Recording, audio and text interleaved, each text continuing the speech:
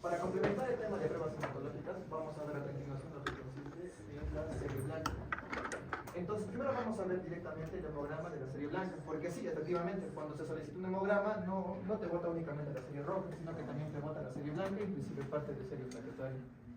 Entonces, directamente, ¿qué es lo que mide? Pues como ya dije, lo que vamos a medir pues, es el recuento total de leucocitos, lo cual en su abreviación se marca como, como WBC en las pruebas de hemograma. La forma leucocitaria predominante, ya que podemos tener una leucocitosis, pero ¿qué tipo de leucocitosis? Si es a predominio de neutrófilos, linfocitos, monocitos, eosinófilos y basófilos. Y dependiendo del tipo predominante, ya podemos darnos una idea de cuál podría ser la afección que pueda tener el paciente. Neutrófilo podría ser bacteriano, linfocitario podría ser viral, monocito también podría ser viral, eosinófilo podría ser parasitario, pero a continuación se van a dar cuenta de que estas afecciones no son exclusivas de la elevación de este tipo de células, sino que pueden haber otras condiciones donde un neutrófilo o los eosinófilos pueden estar elevados. Entonces, los valores son bastante, no discrepantes, pero dependen bastante del laboratorio y también del centro hospitalario, inclusive del país en el que se quiera valorar. El Balsas menciona que los valores son estos. En neutrófilos, que es la serie predominante de 3.000 a 5.000 células por microlitro, linfocitos de 1.500 a 4.000, monocitos de 100 a 500, eosinófilos de 20 a 350 y basófilos de 10 a 100. Sin embargo, la imagen que podemos ver a la mano derecha es un hemograma el hemograma que manejan en el hospital regional. Y como pueden ver, los valores referenciales, si bien es cierto son diferentes a los que menciona el Balsas, no tienen tanta variación. Ahora, acá se mencionan dos tipos de grupos, lo que es la concentración de células en porcentaje y la concentración de células en valores absolutos. Neutrófilos del 55-65% y basófilos desde el 0,5-1%. E igualmente acá se puede marcar, acá se marca el WBC, que ya dije que es el recuento total de leucocitos, y de acuerdo al tipo de célula se marca el porcentaje y se marca el valor absoluto. Entonces, directamente, cuando hablamos de leucocitosis, si encontramos una leucocitosis, ¿necesariamente hablamos de algo malo? Pues la respuesta es que no, ya que hay ciertos grupos de personas o situaciones donde la leucocitosis puede ser una situación fisiológica. Por ejemplo, los recién nacidos. En los recién nacidos, si nosotros le sacamos directamente un hemograma de control, vamos a encontrar un predominio linfocitario, es decir, linfocitos como el TCD4 y el linfocitos como el TCD4, el TCD8 y linfocitos B Navy van a estar elevados, pero eso va a ser de forma natural, pero igualmente es muy importante controlarlo. Segundo, en el tema del final del embarazo, sobre todo cuando hablamos en el tercer trimestre, las mujeres van a tener elevados lo que son los linfocitos TCD4 y los TCD25. ¿Esto por qué? Porque es una forma fisiológica de hacerle frente al embarazo. Los esfuerzos intensos, hacer ejercicio, hacer algún tipo de actividad extenuante genera un estrés a nivel corporal y evidentemente ese estrés activa el sistema inmune porque interpreta de que está enfrentando algún tipo de amenaza. Y por último, el ciclo circadiano, debido a la producción de cortisol. Normalmente en las mañanas el cortisol tiende a estar elevado y este cortisol genera dos efectos. Primero que nada, genera lo que es una neutrofilia, es decir, la cantidad de neutrófilos en la sangre van a encontrarse elevados, pero no porque el cortisol estimule directamente lo que es a la médula ósea, sino que el cortisol lo que va a hacer es agarrar a los neutrófilos que están adheridos en los tejidos y los va a mandar directamente al torrente sanguíneo, por lo cual, pues evidentemente los neutrófilos van a aumentar. Y el segundo mecanismo que tiene es que va a generar una pequeña depresión o control del resto de los grupos celulares, es decir, va a bajar los niveles de linfocitos, monocitos, eosinófilos y basófilos. Eso en horas de la mañana, pero en horas de la noche, pues el cortisol se disminuye, los neutrófilos van a bajar un poco y el resto de los grupos van a subir. Entonces, lo que siempre se pregunta es, si encontramos leucocitosis, ¿tenemos que pensar siempre en infección? Lo mismo, la respuesta es que no. Leucocitosis se puede encontrar en diferentes tipos de situaciones. Dolor agudo y procesos inflamatorios, ya lo dije, situaciones de trauma, estrés, activa el sistema inmune. Procesos de colagenosis, por ejemplo, en lupus eritematoso sistémico con artritis reumatoide. En coma diabético, la misma situación del estrés que tiene el cuerpo, deshidratación, acidosis, concentración elevada de cetonas, también estimula la formación de glóbulos blancos. Intoxicaciones por metales pesados, cuando hablamos por ejemplo de plomo y de mercurio, ¿qué van a hacer? Van a generar una alteración y una excitación anómala a nivel de la médula ósea, lo cual va a traer consigo la liberación de glóbulos blancos inmaduros. Situaciones poshemorrágicas y de quemaduras extensas. Lo mismo, situaciones de estrés que van a generar que el cuerpo aumente la producción de glóbulos blancos. Aunque en el tema de quemaduras extensas, siempre está el tema de las infecciones secundarias, sobre todo cuando suele salir a nivel intrahospitalario, por el estafilococo aureus o pseudomonas aeruginosa. Hipertermia no infecciosa, por ejemplo, los famosos choques de calor, cuando a veces es de verano. Y también el tema de los fármacos, principalmente el uso de corticoides y factores de crecimiento de estimulantes de colonias de granulocitos o estimulantes de colonias de granulocitos y macrófagos, principalmente personas que están en tratamiento para el cáncer, en quimioterapias. Entonces, primero vamos a ver la alteración de los neutrófilos. Cuando son valores por encima de 7500 células, hablamos de neutrofilia, por debajo de 1500 de neutropenia. ¿En qué casos hay neutrofilia? Lo más clásico y lo más coloquial, el tema de infecciones, sepsis, pero situaciones no bacterianas, intoxicaciones, quemaduras, cetoacidosis, metástasis, etc. Cuando encontramos una neutrofilia tenemos que pensar si está desviado a la izquierda o está desviado a la derecha. ¿Por qué? Porque dependiendo de la desviación podemos intuir en qué tipo de patología más exclusivamente estamos pensando. ¿Esto cómo lo hacemos? Por medio de este proceso que se llama frotis. Cuando encontramos desviación a la izquierda, ¿qué alteraciones podemos ver? Al momento de observar en el microscopio vamos a encontrar células inmaduras, por así decirlo, precursores de los mielocitos, como células encallado, metamielocitos y mielocitos propiamente dicho.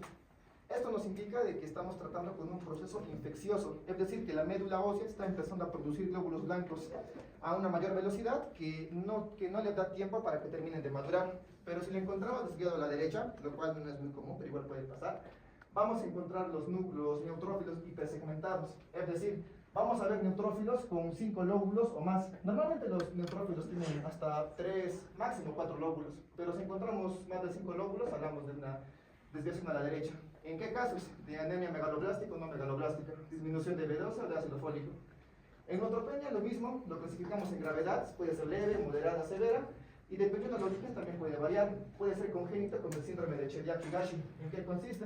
Consiste en que básicamente los neutrófilos van a tener una alteración a nivel de su ciclo de vida, es decir, van a tener una apoptosis muy prematura. ¿Y cómo podemos verlo clínicamente? Directamente el paciente tiene infecciones recurrentes y físicamente como es el paciente va a tener albinismo, pero ojo que el albinismo va a ser parcial, no es un albinismo total. Y por último tenemos el síndrome de Schwartzman-Diamond, lo cual puede ser lo mismo. En este caso el cuerpo va a producir neutrófilos con compuestos anormales, es decir, que los neutrófilos no van a tener esa capacidad de poder combatir con las infecciones, lo cual evidentemente trae consigo los cuadros de reinfecciones muy constantemente. Luego tenemos las adquiridas, que son por ejemplo por fármacos, infecciones y tóxicas, y las idiopáticas, es decir, que no se conoce la causa exacta, que puede ser una neutropenia crónica o una neutropenia autoinmune.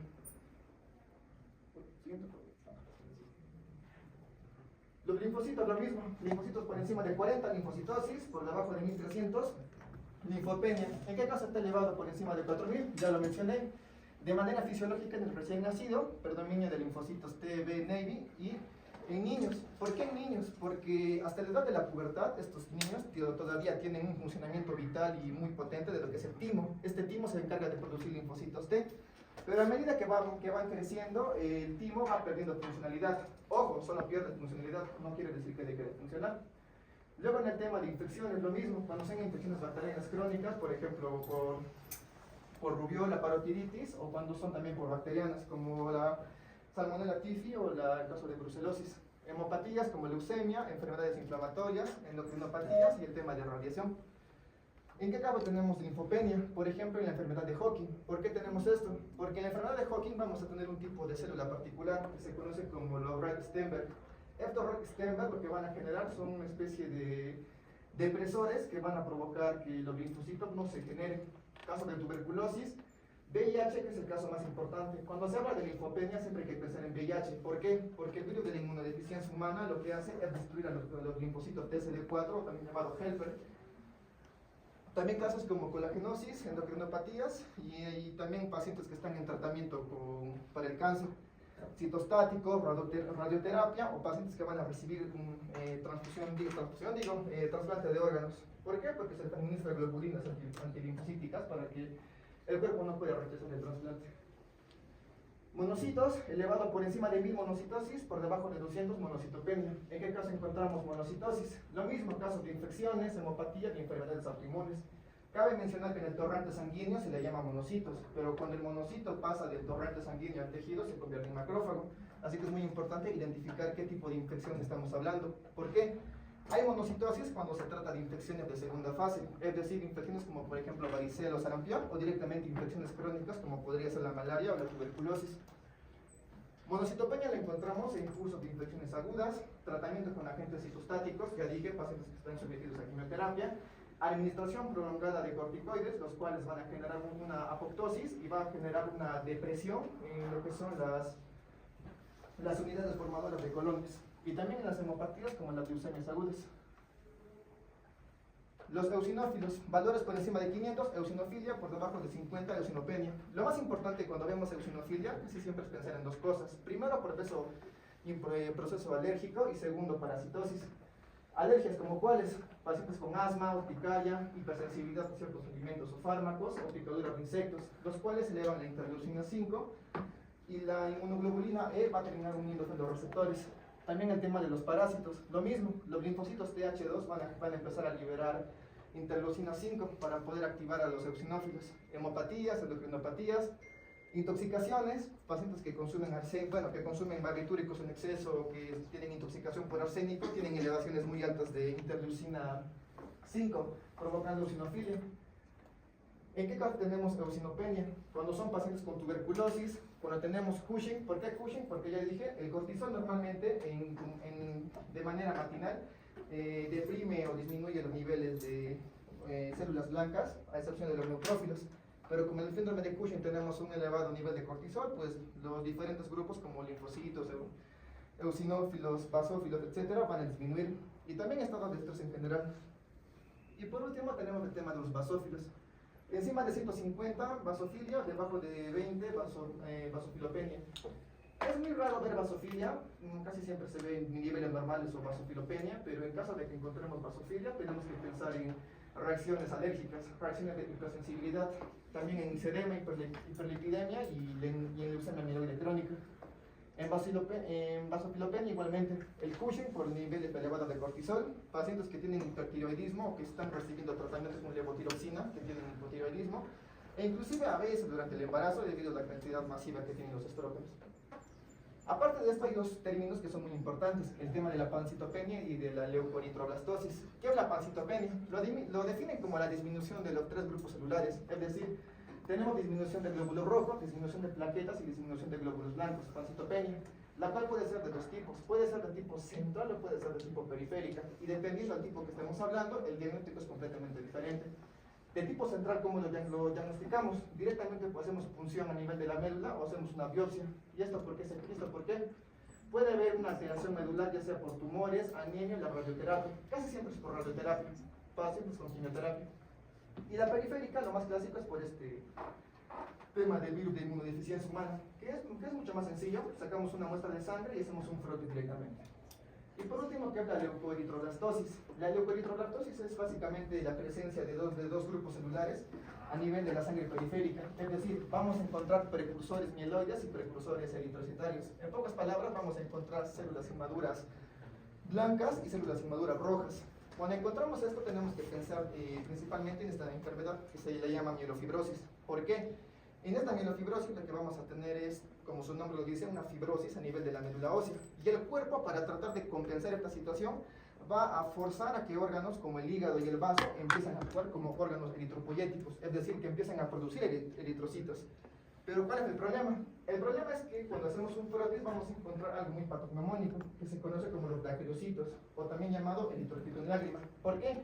Porque la médula ósea, al encontrarse fibrosada, es decir, al encontrarse muy estrecha, los eritrocitos al momento de pasar van a sufrir una deformación, y esta deformación hace que tenga esta forma muy característica que es en lágrima.